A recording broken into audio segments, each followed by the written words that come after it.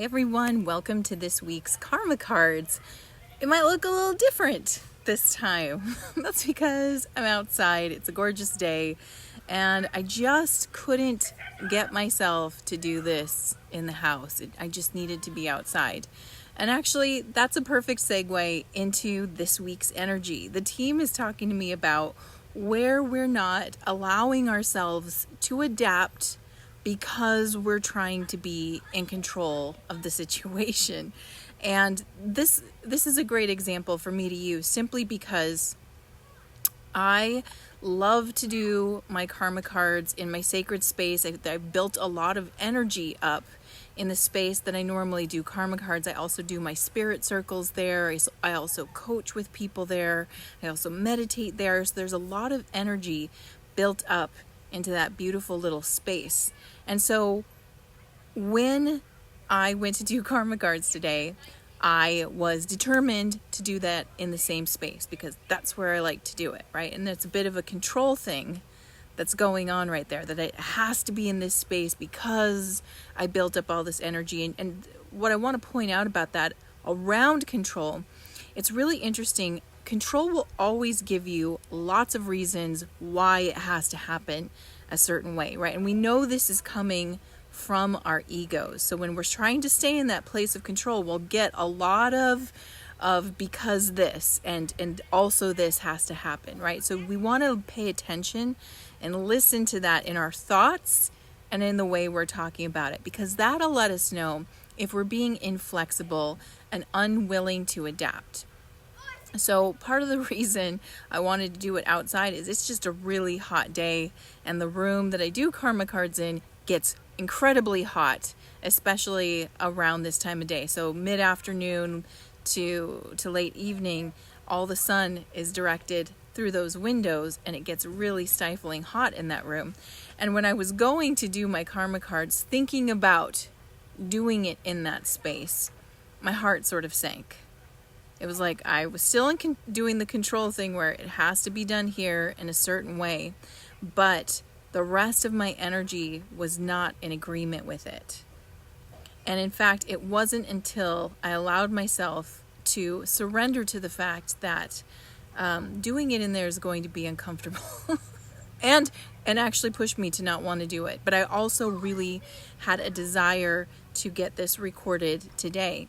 And because of that strong desire, I was able to allow myself to surrender to the truth of the situation. And the truth of the situation was that room is really uncomfortable. And so as soon as I surrendered to that and said, yeah, that doesn't feel like a good place to do it, immediately, here I am in my backyard, feeling so much better. It is nice and cool back here.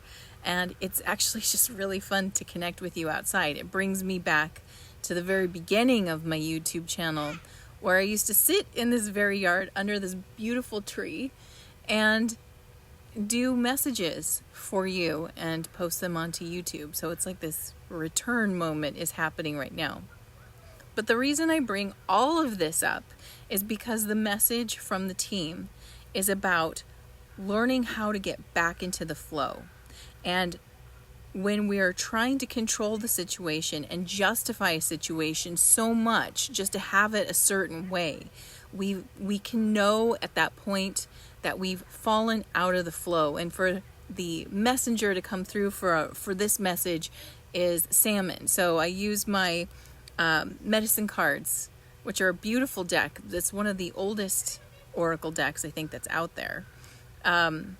Well, not as old as Rider-Waite Tarot, of course, but as an oracle deck, it's been around for a long time, and it's these animal messengers, and it's so freaking potent. So if you go look for medicine cards, I know this is in reverse. It's a great deck, and the messages are always potent. But the messenger who came through is salmon, but specifically contrary salmon, which means it came in upside down. And when salmon's upside down, it's not going with the flow. It's forgetting how to do that, and it's trying to control the current. And so the message here is get back into flow and surrender what you're trying to control. Maybe there's something about a situation right now that you're not fully accepting the truth of. Like, for example, the space in which I do karma cards is freaking hot, and I wasn't fully accepting that. I was going to try and use my will to override a situation that was actually, all of my energy was saying, I don't want to be in there right now. And that's why I brought up this example, just to help you see what it looks like when we are not facing or not accepting circumstances in our situation, when we're trying to control it or manipulate it or use our will to work around it to have it our way. And sometimes, I mean, if I had had it my way and done it in there, I would be sweating right now. It would be very uncomfortable, and I would probably regret having shown up to do the work. By surrendering my will and allowing myself to adapt to the truth of my situation and move into the flow, I'm having a much better time. This is so much more pleasant. And I just want to illustrate that, because this week, that's what we're supposed to be concentrating on, is where am I trying to maybe assert my will and have control over a situation, and sort of even to the point where I am refusing to see certain facts, certain truths that if I just look at them would allow me to adapt so much more easily and allow me maybe even to move into a peaceful and blissful state. Well, we know when we go back into the flow that we're in that peaceful, blissful state. So the message is this week is to look at that. What are you trying to control? What are you not looking at? What are you not fully assessing? And how can you allow yourself to surrender, which is the big word, big word of the week, and allow yourself to move back into the flow and be surprised. Allow yourself to be surprised. This is so much better than my plan. I like Source's plan better, because my plan, quite frankly, would have sucked. So I hope you take that message in and look for where you might be trying to assert your will over a situation rather than co-creating. And sometimes that means, right, allowing the higher power to step forward and guide you versus always trying to drive the car. I look at it almost like you either are the driver of the vehicle or in the passenger seat. And sometimes we have to switch back. We got to hand the wheel over to a higher power and allow ourselves to be driven to the experience we desire. And it might be a different route that we have to take to get there. So allow yourself to that. Allow yourself that grace this week to let go of some control and be guided by your higher power to the actual destination you want to get to. It might be a surprise road to get there. And with that, let's do some karma cards. All right, so if you're new to karma cards, let me quickly show you how these work. I have 3 decks here: planets, signs of the zodiac, and the houses of astrology. And I've already asked my team, what is the message you have for us this week? And I'm laughing because it feels contradictory, but we'll see. And I've got 2 sets of answers here. One in red, which is action related, and a set in blue, which is outcome related. And the way that you play is you tune into that beautiful intuition of yours and feel, what do you need this week? Are you looking for action related answers, the direction to go in? Or are you looking for outcome related answers, how things are going to resolve over this next week? And of course, you can always choose both. While you're choosing, let me tell you the timing for this reading. This reading is for July 13th through July 20th. And the flavor of this reading, we start with the moon. So we know we're going to be dealing with some emotions and our emotional state. So how we're emotionally responding to things. In Aries, headstrong, lovely Aries, very much about willpower and getting your way. So this is going to be interesting. In the 5th house, this is the fun house. The 5th house is ruled by Leo, and we're getting close to Leo season right now. This is all about fun. It's about romance, making art. It's about children. So there is a lightness in the energy. And I love when the 5th house shows up. So let's see what it has to say. For those who are choosing action, your spiritual action is to defend your willpower with the trust of a child. Now I'm laughing because we just got done talking about maybe surrendering your willpower or realizing you can't strong arm yourself in using control to get your way. That the message was about finding the flow again and learning how to adapt. So this feels contrary when in the cards it says actually defend your willpower with the trust of a child. And I think that when I feel into that, what I'm getting is that your willpower in and of itself is not your ego. Okay, so there's the difference. Your ego can use your willpower to manipulate and control, but your willpower is actually coming from a pure place. It's heart-centered. It's a desire to move forward, and it is literally the source of energy that you draw on to do so. So it's not so much the willpower. It's the fact that the ego can use the willpower and use that to get control of a situation. So your willpower, it's a good thing. It's not something that you should feel upset that it comes through so strongly. Just be aware of when the ego is trying to use it to get its own way. Mental action at this time. Accept what you think you know about fun, romance, and making art. All right, so again, this is kind of pointing to what you think you know about. That means there's a limit. Accept your limit, that you have a limited idea of maybe what is fun, what is creative, what is romantic in a way. Doing so isn't necessarily resigning to the fact that you're going to stay limited. It's literally finding that space. So there's a lot of humility in this week's reading. And a big part of it is trying to understand that I have a limited perception. Of course I'm going to have a limited perception because I'm also human. I might be a divine being of light, but I'm also having a human experience. And from a conscious, so that's another point. That's another limit. Consciousness in and of itself is a limit, right? Subconscious, unlimited. Superconscious, absolutely infinite. Consciousness, small portion of what we truly hold. So we have these limits set. And right now it's this understanding of what I think might be fun. So if I go back to my personal example, doing my karma cards, which is always fun, I might have a limited idea of what that is. Doing my karma cards on a summer evening in the backyard, way more fun, right? So this is what it's saying, is like recognize there's a limit to your thinking here. And by doing so, you're actually allowing yourself to open up to more. It's that humility that opens you up.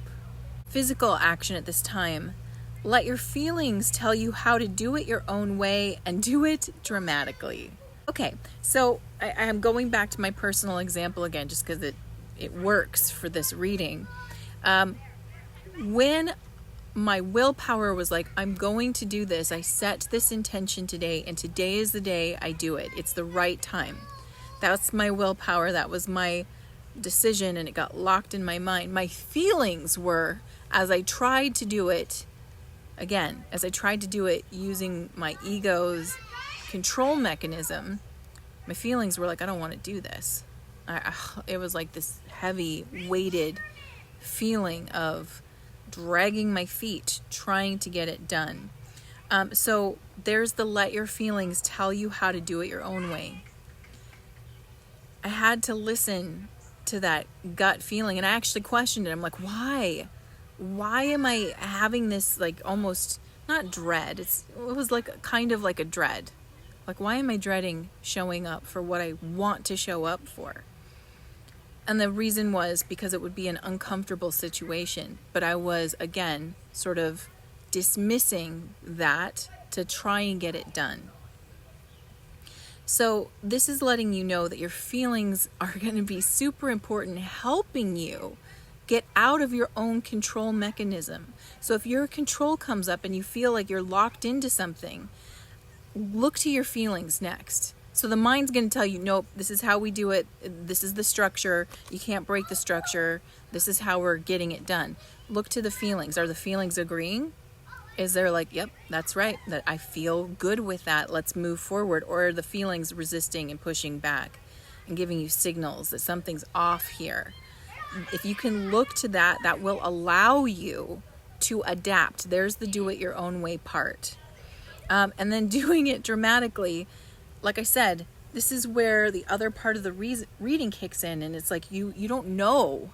There's a limit to what you think is fun, exciting, romantic, beautiful, creative, whatever. There's a limit to what you're currently thinking. By allowing yourself to tap into those feelings and find out if you're in alignment with what you're trying to get done, you can tap into more. It's like, okay, I don't know what I don't know, and I know this isn't working, that I have a will to do something and a countering feeling to it. Why do I counter myself? Ask that question. Why is my feelings countering me? More information will come through, and the solution as well. So when we start asking those smart questions, we start getting the solutions we're looking for. And again, it's going to open you and expand you and create even a sense of adventure. I mean, this is fun. Doing things differently once in a while is fun, even with people.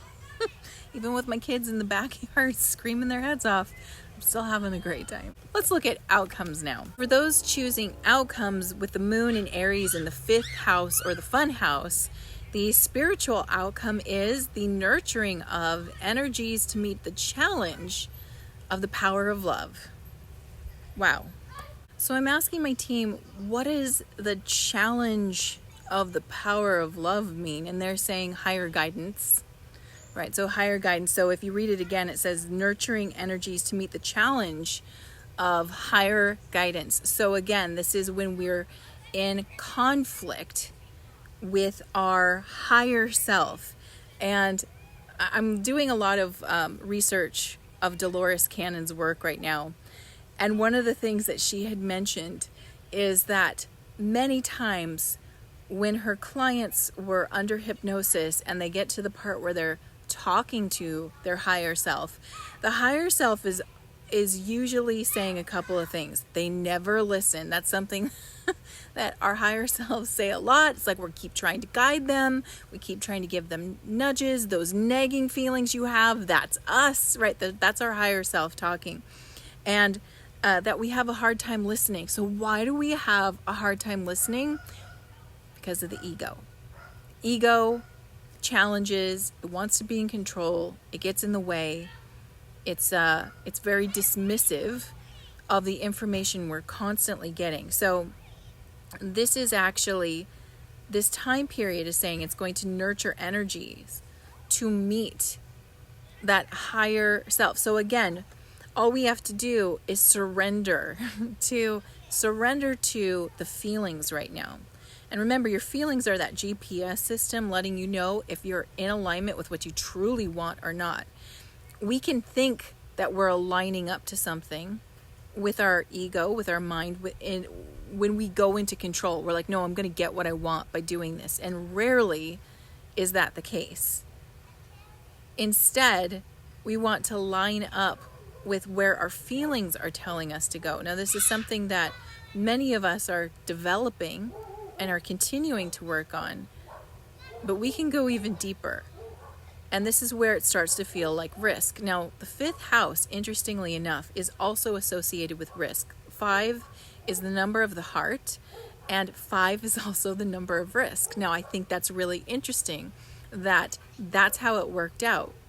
That's how it worked out in ancient numerical studies, that this 5 number is like a game changer number, and it's also considered the center of, if you look at 1 through 9, it's the center. It's the heart. So risk always comes from the heart. That's why it feels so intense. And the 5th house being activated lets you know there's going to be some risk. So by following your feelings more might feel risky to you, but you'll finally be giving your higher self some relief. It'll be like, oh, thank God, they're finally listening now. Now they're listening. Now we can really get cooking with some good stuff. Mental outcome at this time. Feelings caused by your desires regarding investments, gambles, and other games. There it is. There's that risk. So investments, risk, gambles, risk, other games, risk, right there, 5th house. So this is really interesting because if you go into whatever it is you're desiring, and our desires tend to be big. It's interesting. I've watched people tamp down desire all the time because even our desire can feel overwhelming to us and sometimes even scary when you realize how much you want or how far away what you want feels. That's where you're feeling that risk again. So again, as we're going into this week, the energy is about this listening to your feelings, surrendering to them, allowing yourself to be more heart-led, and the increased energy of risk around it. So again, I'm trying to relate it back to my own example. I guess the risk is just being distracted by those guys. Being distracted because they're really loud. But this is sort of their domain, if you will. I mean, outside time is like loud playtime, right? So was this going to work, I guess, is the better example. I didn't know, but I really enjoy the choice that I made. But it was, a slight risk. Whatever you're going after this week might have that sense of risk to it, especially if you start being guided by the feelings.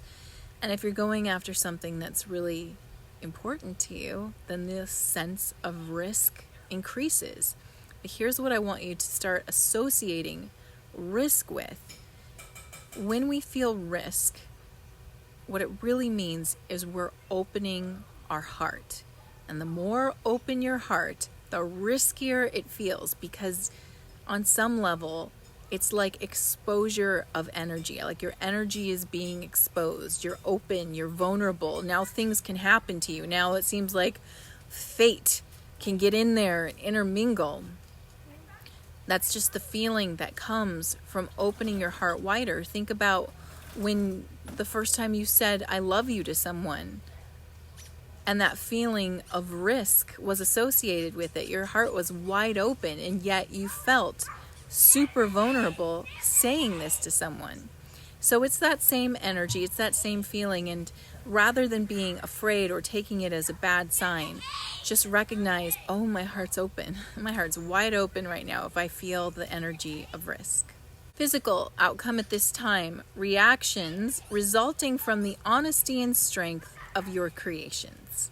This one feels like it goes hand in hand with the last statement. It's just the wider you open yourself up, the more you put yourself out there, the more visible you become. And I know a lot of people desire to be visible, but they tend to play small because as soon as you're more visible, people got things to say about it, right? So that is a part of this, is just, why?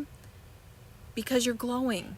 You're more vibrant. There is something alive about you by allowing more of your higher self intuition guidance to come through, by allowing yourself to follow your frequency instead of following your thoughts.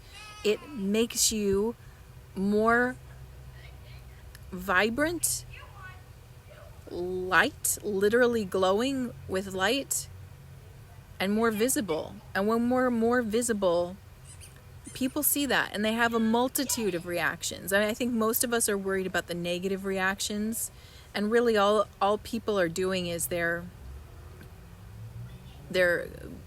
coming into contact with a person who is exuding so much light that it really puts into contrast how much light that person themselves is or isn't exuding. And so when put into that kind of contrast, some people feel defensive, right? They get projecting and they go into that and they're like, how dare you shine so bright, or whatever. So we're usually worried about those kinds of reactions, but there are other beautiful reactions that happen. There are people who see you do it and are inspired by you. There are people who see you do it and thank you. There are people who see you do it and feel healed in your presence. So there are many reactions that you're going to experience by following the heart, opening it up, being willing to take risks, being willing to let go of control so that something higher may guide you. And so many beautiful things can happen from that. So I feel like this week's reading is really about the experience of letting us transition, about letting us move out of a control. And like I said, it could be a small situation like mine, it could be a much bigger one. But by moving out of that control, you move into flow, things really start to happen. You really start to see a shift. You get a lot of feelings coming forward, but you also get a lot of feedback. And I sense that it's going to be a lot of positive feedback. So focus on that. Anything less than that, just know that's a person reacting to what they see about themselves when they see you. And in the meantime, I'm sending you so much love. By the way, I forgot to mention, there is a full moon this week. By the time you see it, the full moon will have happened. But I'm wishing you so much positive energy from that. It's a really good frequency around balance between work and play, around rest and success. All of these themes are coming up this week. And so read into how this plays into that. The rest and success, work, play cycle. And until next time, stay magical. Thank you for watching. Subscribe now and hit the notification bell so that you know the next time I release a new video. Until then, stay magical.